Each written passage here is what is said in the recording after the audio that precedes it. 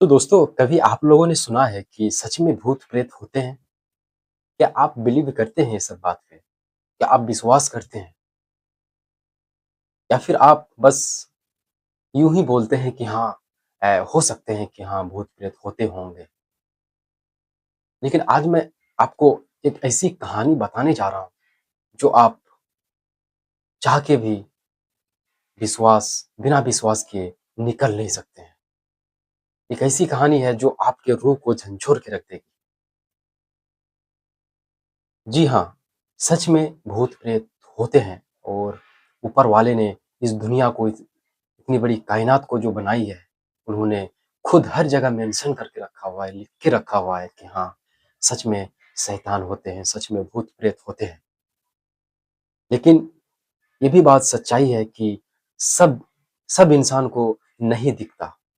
अब क्यों नहीं दिखता, ये रीज़न नहीं पता है, लेकिन सच में भूत-प्रेत होते हैं और सच में होते हैं।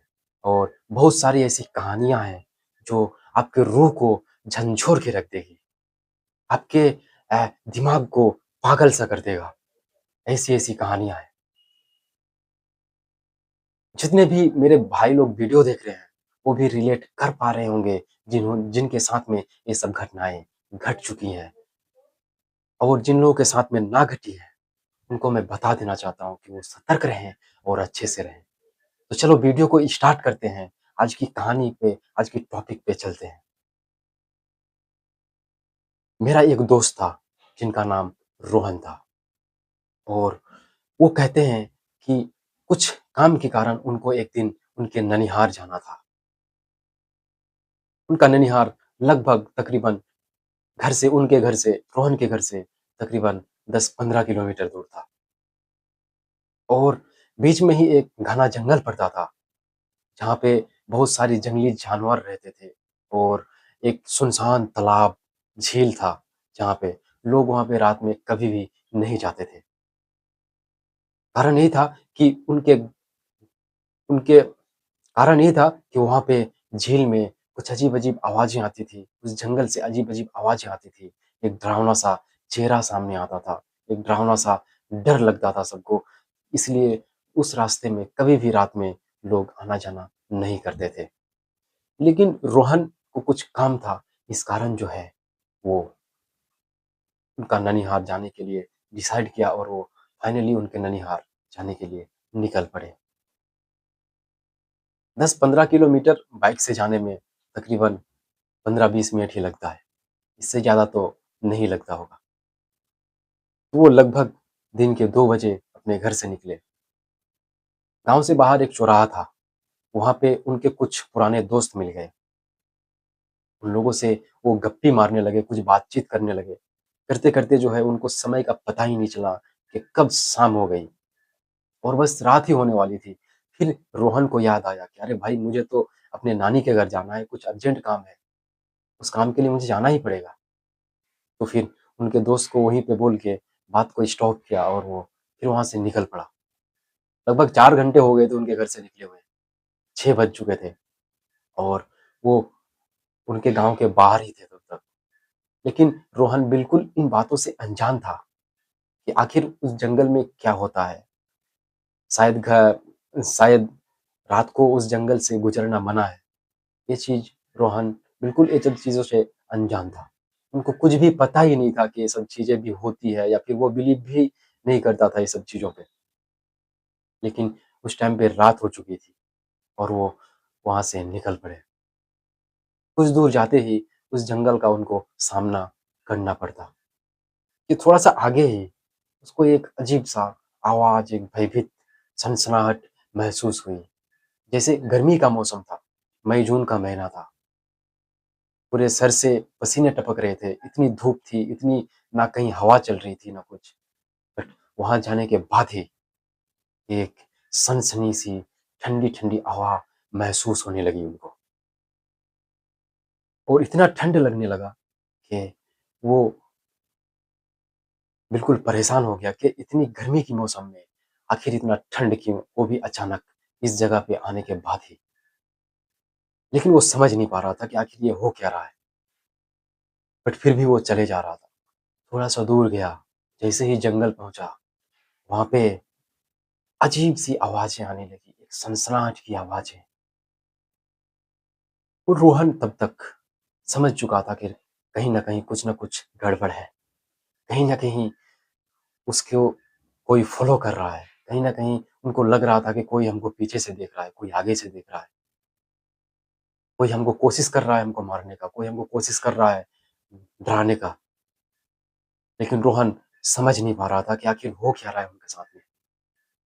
वो डर रहा था, समेट रहा था खुद को, अपने आप को, और इतनी ठंडी में भी उनको पसीना-पसीना हो चुका था। पूरे पसीने से लथपथ हो चुका था और वो पूरा उनकी धड़कनें तेज़ हो चुकी थी और वो कुछ बोल नहीं पा रहा था। लेकिन रात में सुनसान रास्ता, वो किसको मदद के लिए बुलाता? आखिर किसको बोलता कि उनके साथ में ये सब हो रहा है? ना कोई घर, ना कोई गाड़ी, ना कोई बंगला, बस सुनसान रास्ता और वो डरावनी-सी आवाज़।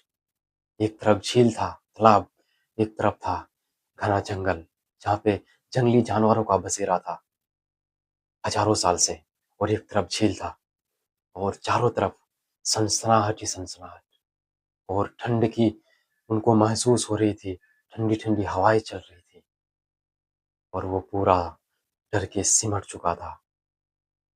उनके पैर, हाथ पूरे काँप रहे थे, उनके काबू में बिल्कुल थे ही नहीं कि आखिर वो करता क्या? पूरा पसीने से लथपथ, कुछ समझ नहीं आ रहा था। कभी इधर से जोरों की आवाज़ें आ रही थी, कभी उधर से जोरों की आवाज़ें आ रही थी। कभी पीछे से कोई चल रहा था, कभी आगे से चलने की आहट महसूस हो रही थी। वो बिल्कुल पागल से हो गए थे। उनको समझ ही नहीं आ रहा था कि वो करे तो करे क्या? धीरे-धीरे जैसे ही आगे बढ़ रहा था, वैसे ही ये सब चीज़ें और बढ़ती जा रही थी।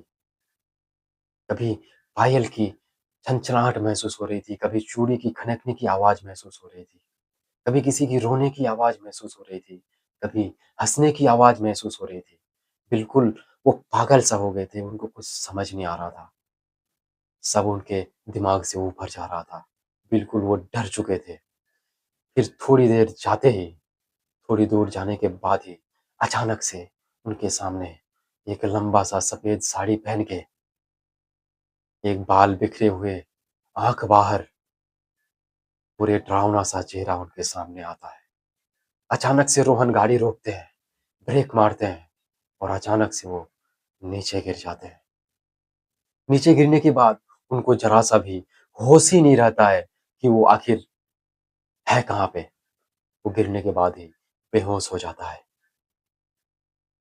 पूरी रात वो बेहोश पड़ा रहता है वहाँ पे, क्योंकि रास्ता बिल्कुल सुनसान था। वहाँ पे आने-जाने लायक कोई इंसान ही नहीं था कि वो वहाँ से आना-जाना करता, क्योंकि पूरे गाँव वाले को पता था उस रास्ते के बारे में, उस जंगल के बारे में, उस डर के बारे में। कभी भी भूल के भी उस गाँव के लोग उस रास्ते से कभी भी रात को आना-जाना नहीं करते थे। लेकिन ये रोहन इन सब चीज़ों से अनजान था और वो चला गया था। और ऐसे-ऐसे करके पूरी रात गुज़र गई। कोई आना-जाना नहीं कर रहा था, इसलिए उनको कोई देखा भी नहीं। वो पूरी रात वहाँ पे बेहोश पड़ा रहा। फिर जब सुबह हुई